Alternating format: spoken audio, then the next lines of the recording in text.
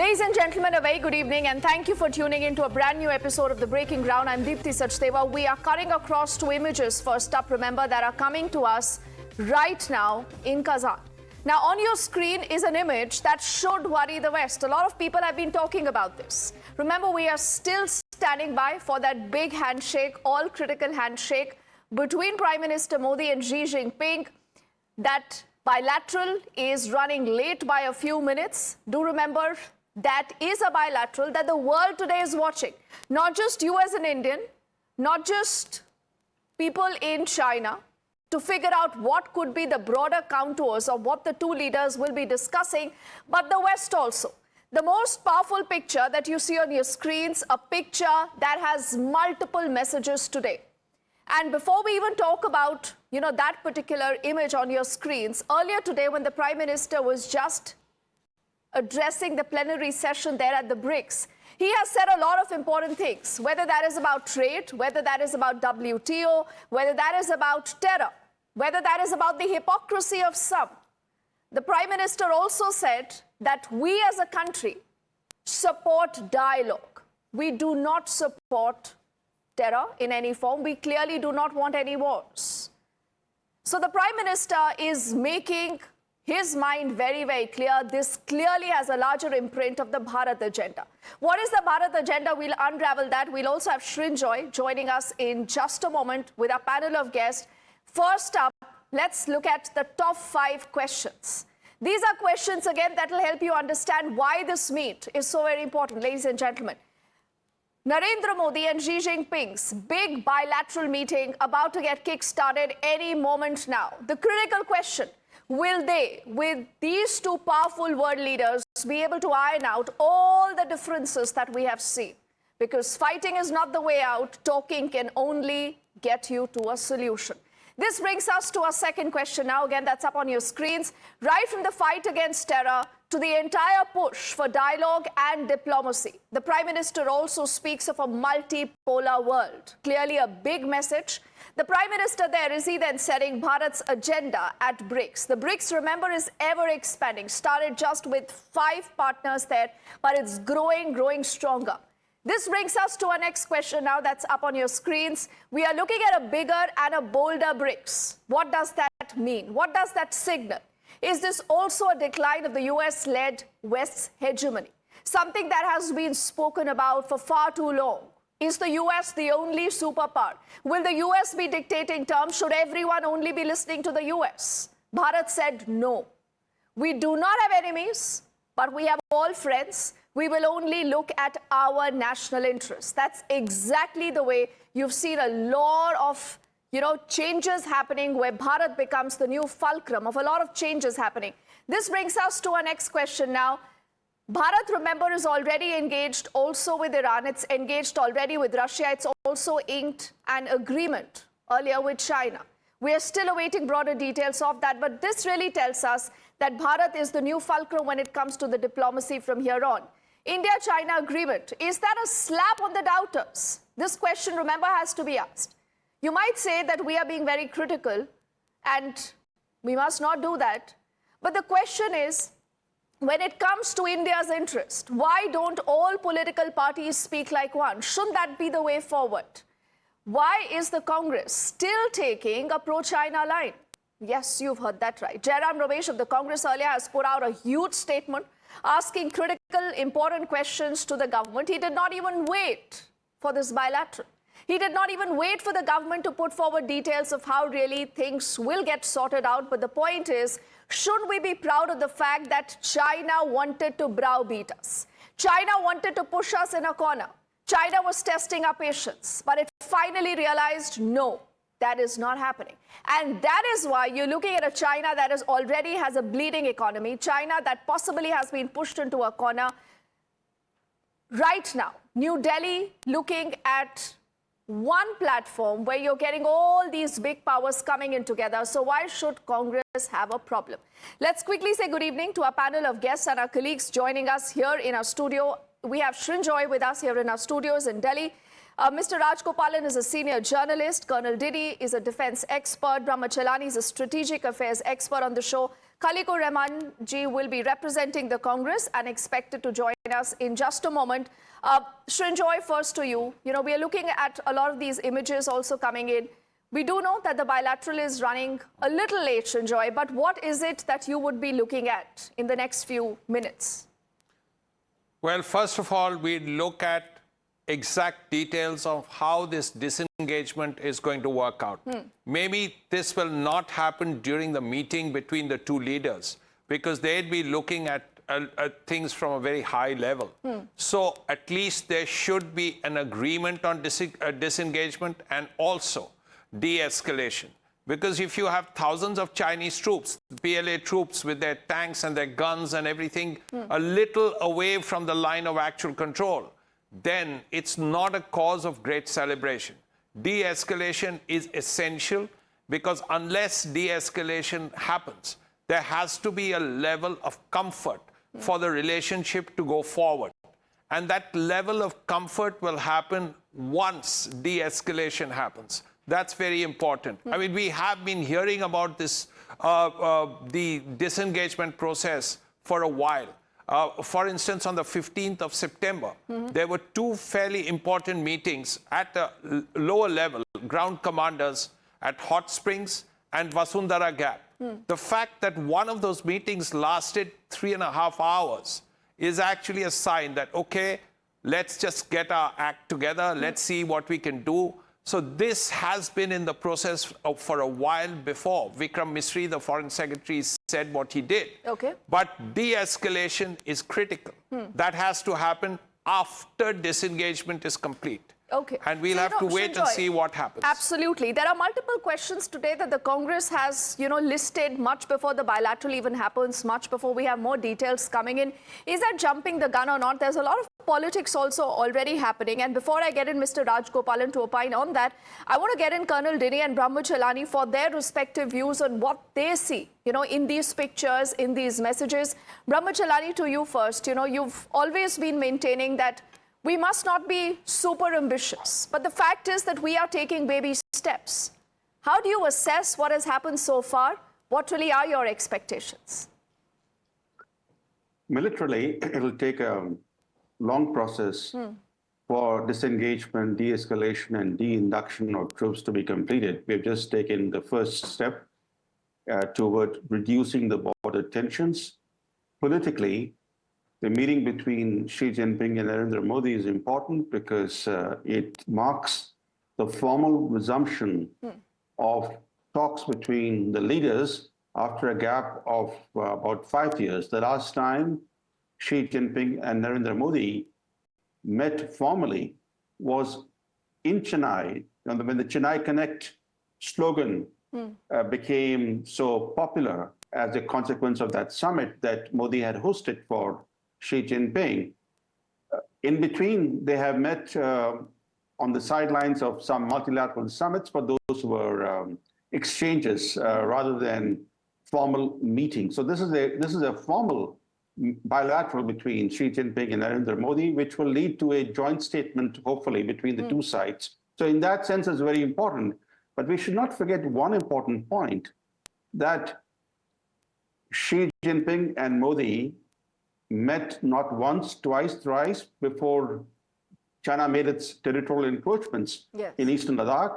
They met 18 times over 5 years. Between 2014 and 2019, they had 18 formal meetings. Now think about it, that 18 meetings with Modi did not dissuade Xi Jinping from executing his expansionist designs against India.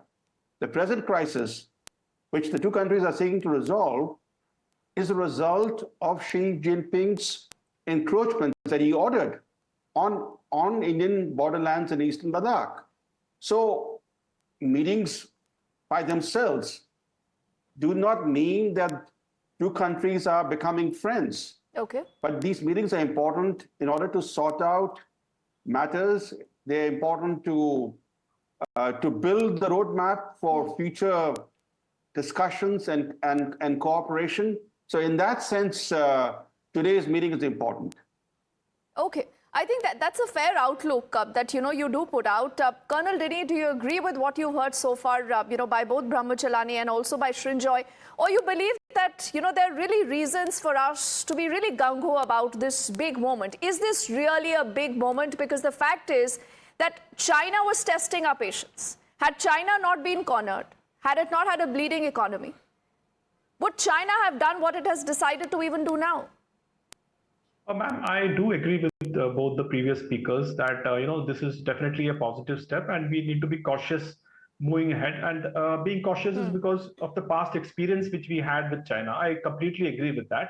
But I also believe, and I'm optimist to that, to the point that we are now moving into a direction. The speed may be a thing which we, different people may have different ideas that it should be faster. The disengagement should be faster, then the de-escalation should be faster, and de-induction subsequently should be faster. But I feel the direction which has been shown in the last 2 days has been to normalize the situation along the line of actual control.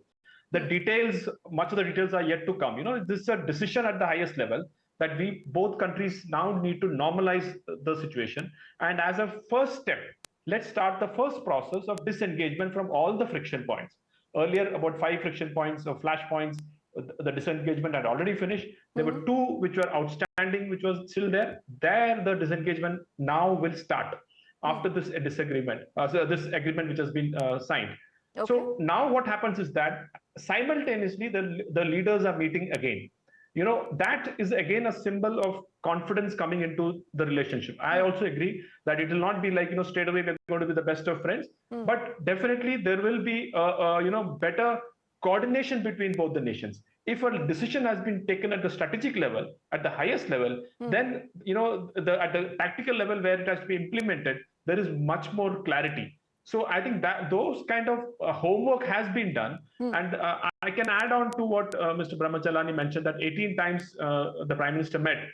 21 times the Corps Commander met between both the countries after the conflict had started on the ground. So while the conflict was happening, there was a mechanism in place where the talks also were happening. So that is actually a kind of a unique thing in which, you don't find anywhere where you see wherever the conflict is happening in a different scales.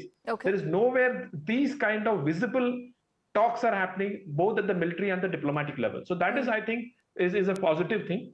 The direction is, I think, in the right direction. They are going towards normalization. Details are yet to be awaited. What are the fine details, how it will happen? Those are things to be worked on at the ground level. But overall, I find it's a positive step.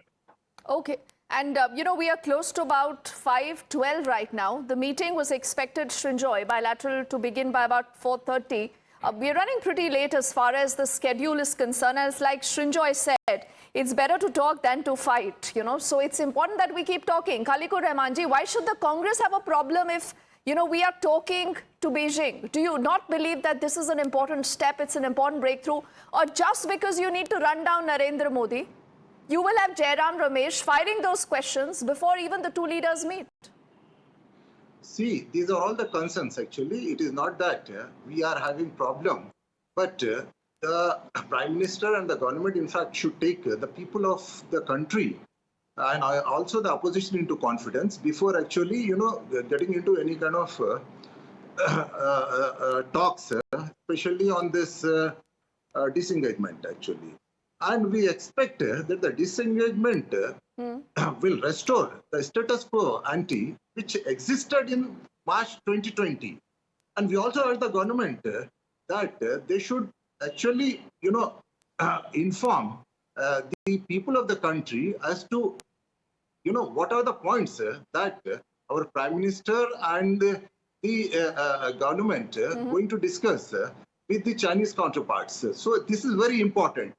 Just simply saying that because there are also very serious questions which, the government should answer, especially with regard to the troops, whether our troops will be able to patrol up to our claim line in Despang to 5 I see that you're reading questions that Jairam Ramesh already has put out. Khalikur Rahmanji, exactly, my only concern is that could this have waited till you have the 2 leaders meeting?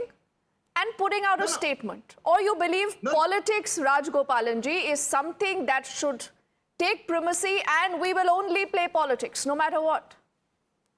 Rajgopalanji. Dipti, my understanding is the third term, Mr. Narendra Modi got elected, has an immense impact on these today's stocks. If Mr. Dr. Pranab Mukherjee were alive, Sinjay and me were in China with Dr. Pranab Mukherjee as President of India.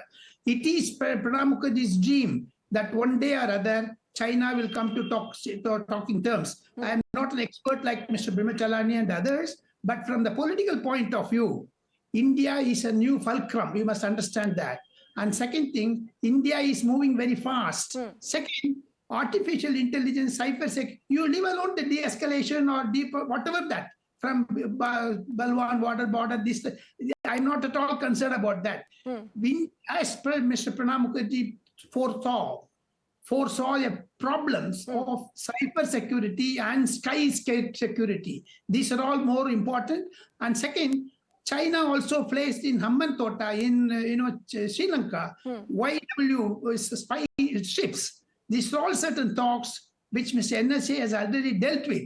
From Mahabalipuram to Russia is a long journey. Despite that 18 meetings, Mr. Narendra Modi has succeeded in eliminating certain things. Now, I would like to get enlightened by Mr. Brimachalani, the CRI impact on Quad, how it is going to affect, whether it will be foresaw this Quad, because Quad is against anti-China. Now, how India is going to play it up. Second, CRI, China, Russia, India. This is going to have a combination of very interesting things. Mr. Jairam Ramesh will have to take a rebirth to understand Narendra Modi's political vision.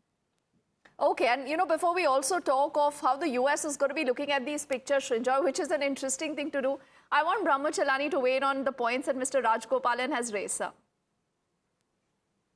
India pursues an independent approach to international affairs. That's been the approach under successive governments in India. So we value strategic autonomy.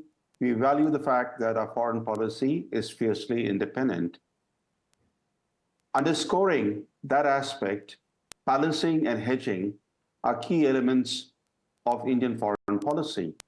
The best example of balancing comes from the fact that India is a member of rival multilateral groupings. Today, Modi is at the BRICS meeting. Last month, he was at the Quad meeting. And in July, we had the SCO meeting. Now, these are all rival multilateral groupings, but India shows that it's able to be a member of rival groupings and yet advance its economic and security interests. So that is a very important achievement of Indian foreign policy, and that approach has been pursued by successive prime ministers of India. Okay, Srinjoy, you want to push that point a little further and also add what this particular picture, we'll in fact use that picture again of the Prime Minister Xi Jinping and Vladimir Putin, the picture that many say is a clear message to perhaps the West. How would the US be looking at this picture, especially when they're up against, this big elections in the US itself? Well, as far as India is concerned, the West knows that India is not part of this problem with China and Russia.